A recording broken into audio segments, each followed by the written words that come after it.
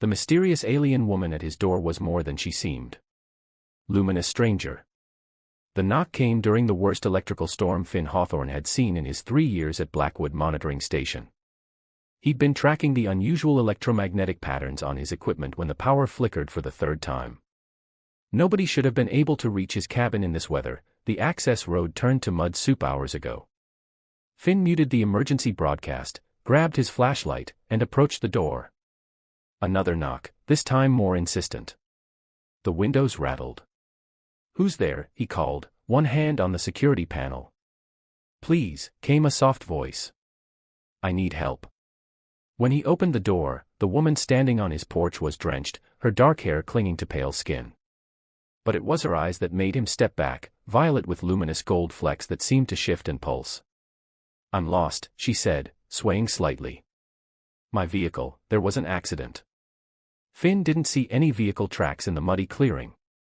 More concerning were the faint, geometric patterns visible beneath the thin fabric of her sleeve, patterns that seemed to emit their own subtle blue glow. "Come in before you catch pneumonia," he said, training years of scientific observation overriding his instinct to shut the door. "The nearest town is 80 miles out. You won't make it tonight." "Thank you."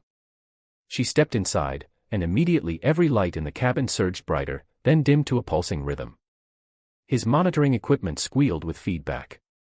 "What the?" Finn rushed to his workstation where readouts showed massive signal interference.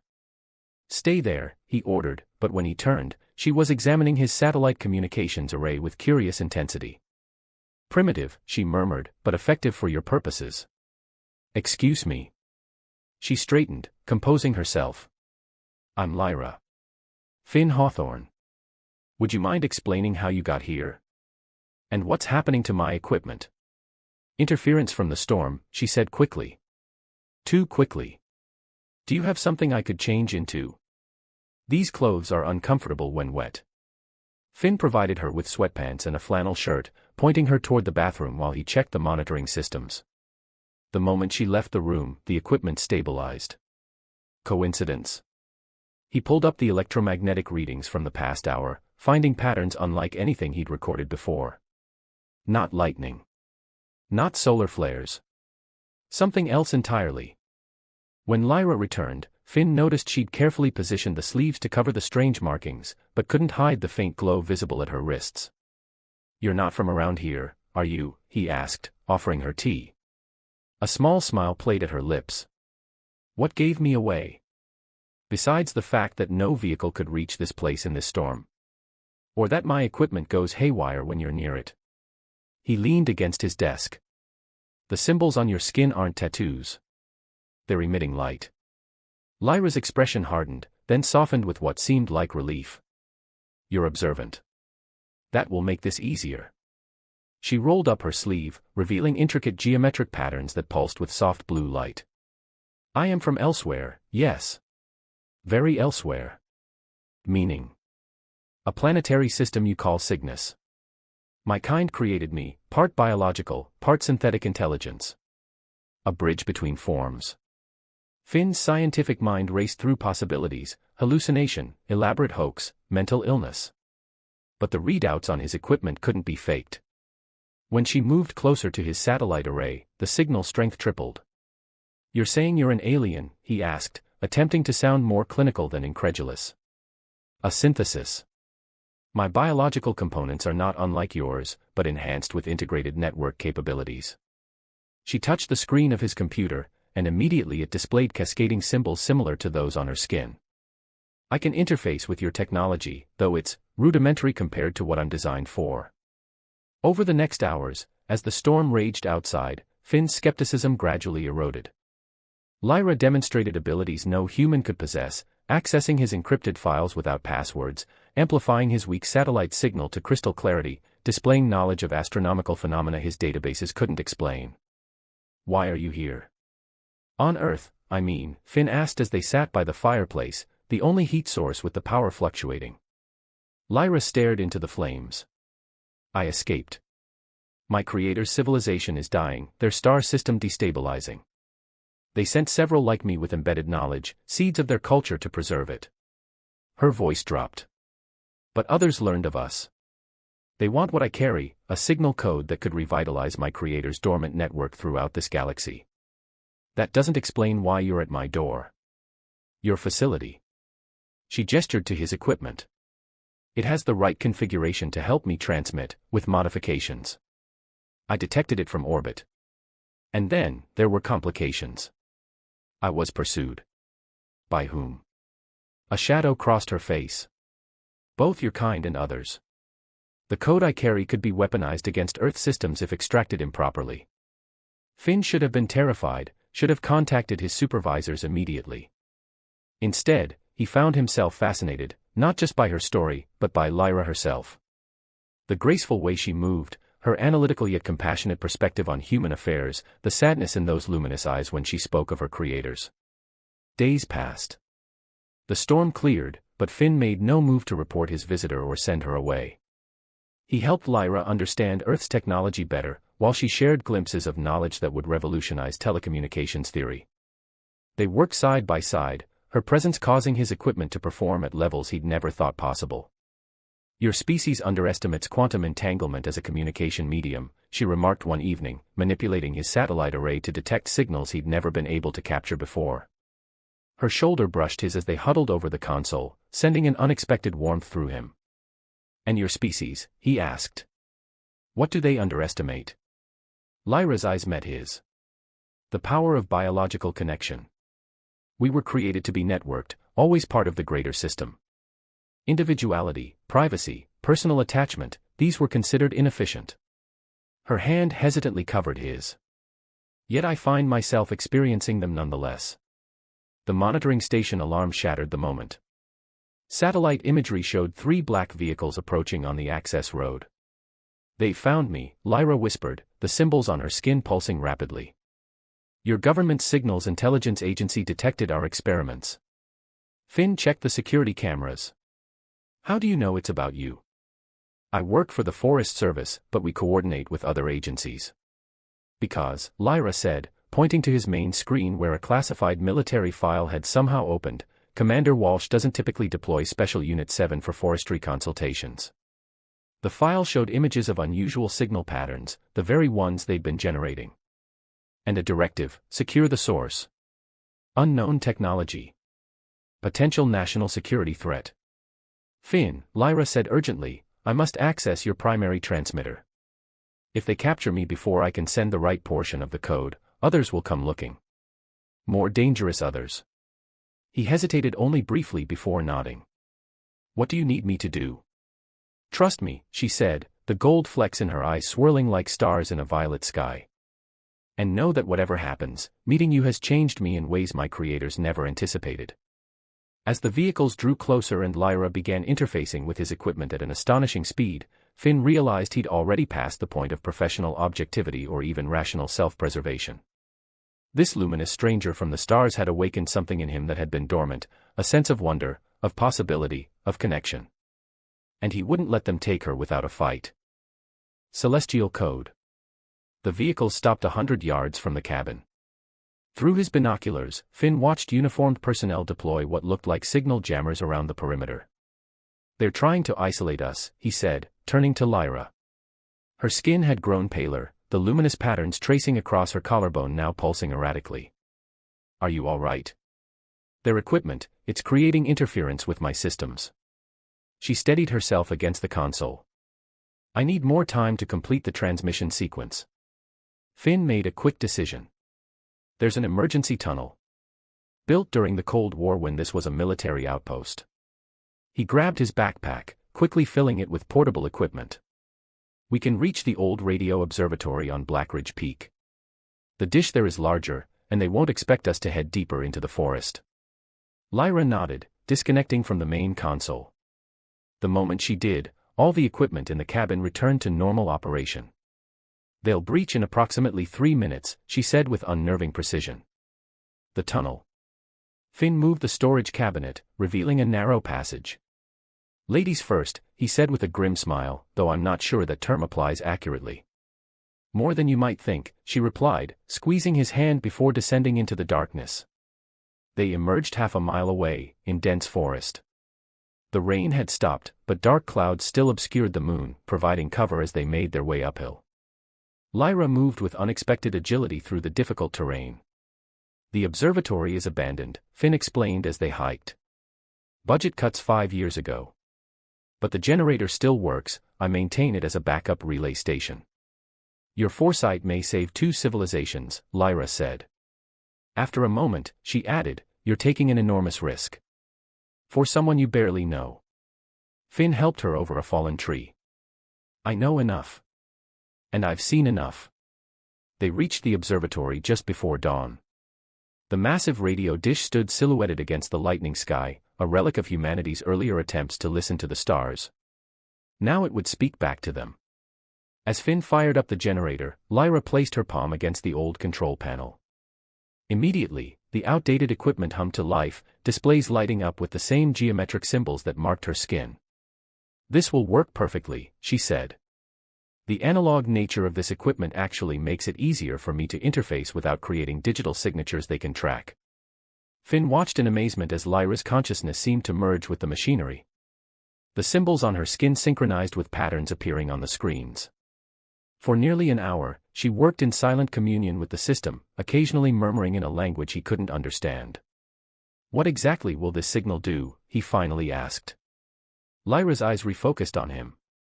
It will activate dormant nodes of my civilization's network throughout your solar system. Not weapons, communication relays, observation posts, cultural archives. They've been here for centuries, waiting for the right activation sequence.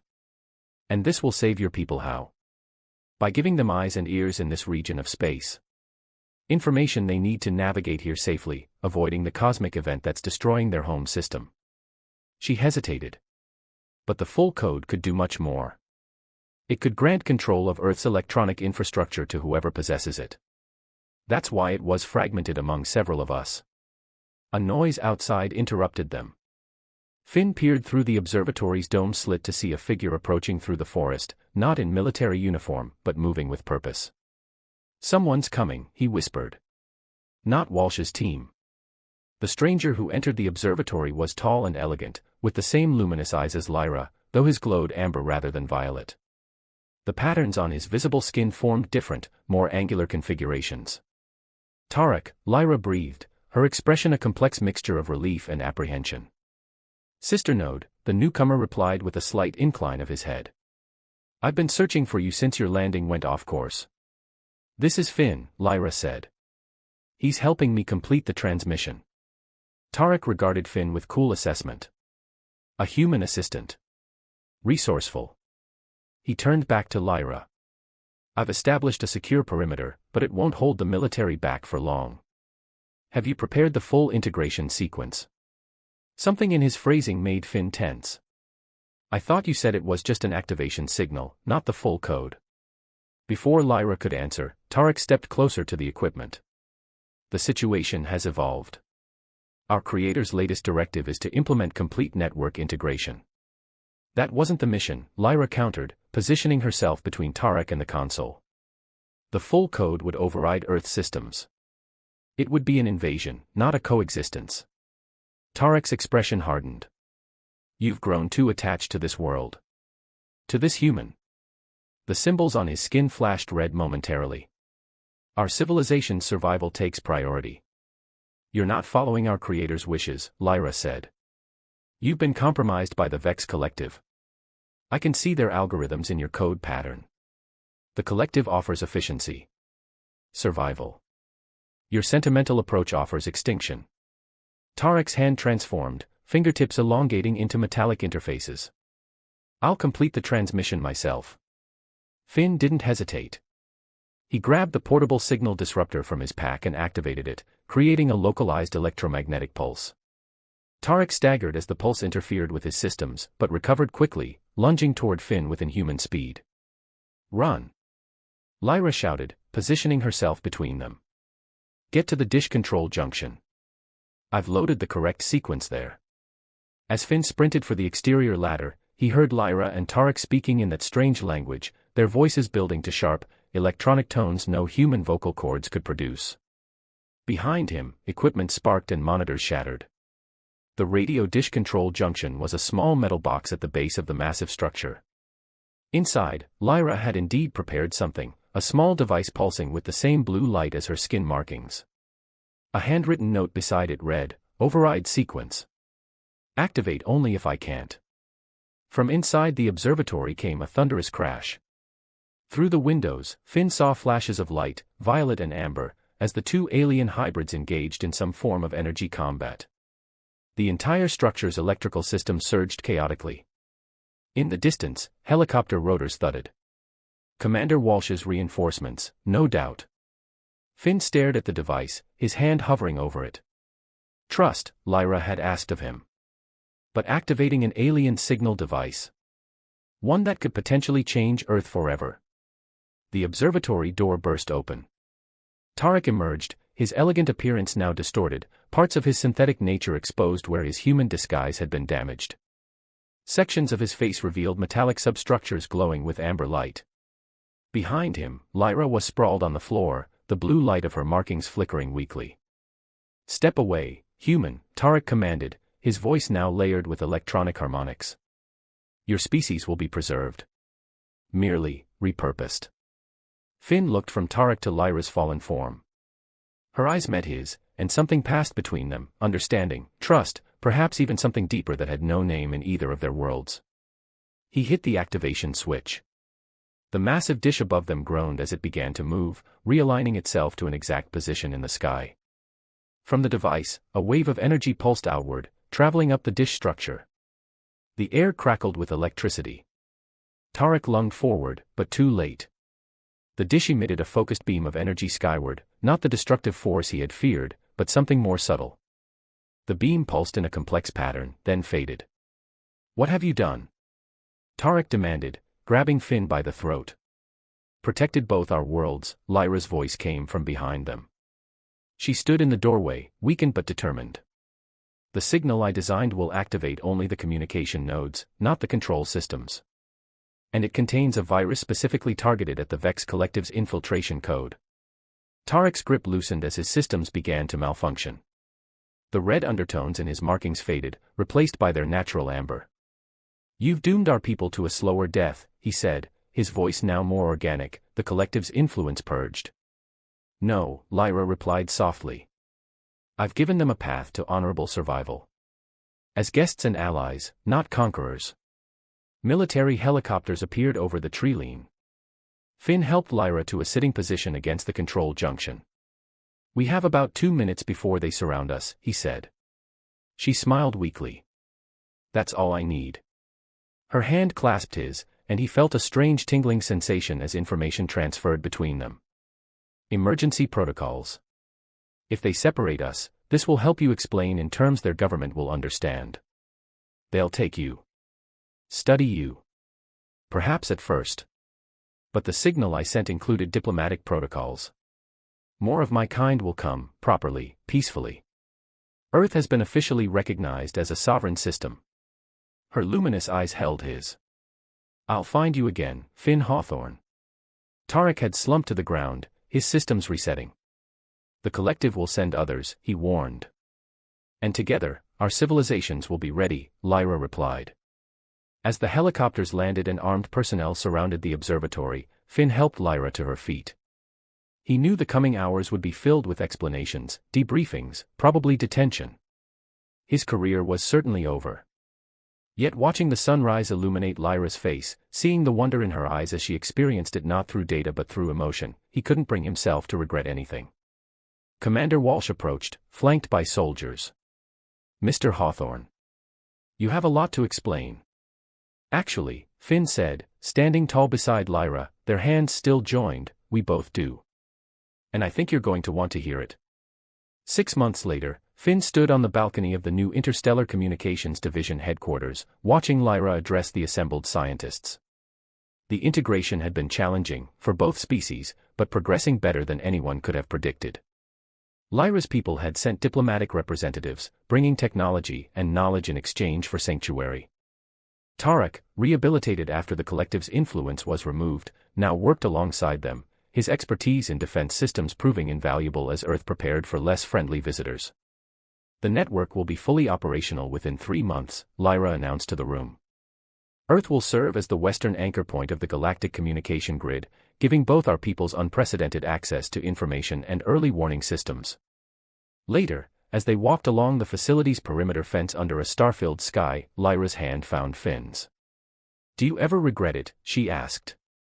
"That night at the observatory? The life you left behind?" Finn looked up at the stars, now knowing which one was her original home, now understanding that the universe was vaster and more wondrous than humanity had ever suspected. "Not for a second," he answered, turning to face her. The luminous symbols on her skin pulsed softly in the darkness, matching the rhythm of her emotions, a language he was slowly learning to read. "Some signals are too important to ignore." Lyra smiled, the gold flecks in her violet eyes shimmering like distant galaxies. "And some connections," she said, leaning closer, "transcend all networks." Above them, invisible to the naked eye but clear on the facility's scanners, the first of many dormant satellites awakened, transmitting peaceful greetings between worlds that had been reaching for each other across the cosmos without knowing it, until a storm, a remote cabin, and two beings from different stars had found the right frequency to bridge the void.